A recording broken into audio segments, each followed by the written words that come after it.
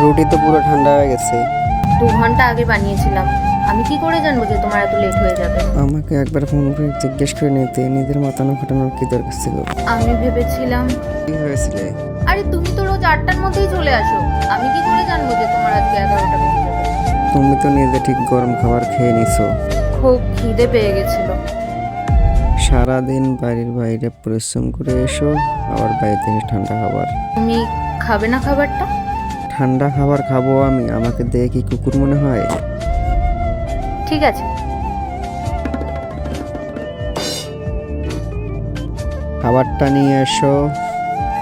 তুমি কি কুকুর নাকি যে ঠান্ডা খাবার খাবে?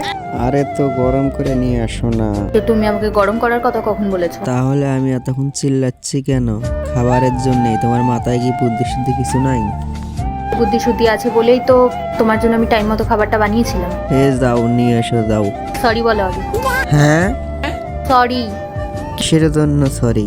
এই যে তুমি আমার সাথে খারাপ ব্যবহার করলে তার জন্য সরি। চুপচাপ গিয়ে খাবারটা নিয়ে এসো, আমার সাথে বেশি ড্রামা করো না। ঠিক আছে, যতক্ষণ সরি বলবে না ততক্ষণ তুমি খাবারও পাবে না। মানে আমি যতক্ষণ পর্যন্ত সরি বলবো না ততক্ষণ পর্যন্ত তুমি খাবার দেবে না? না।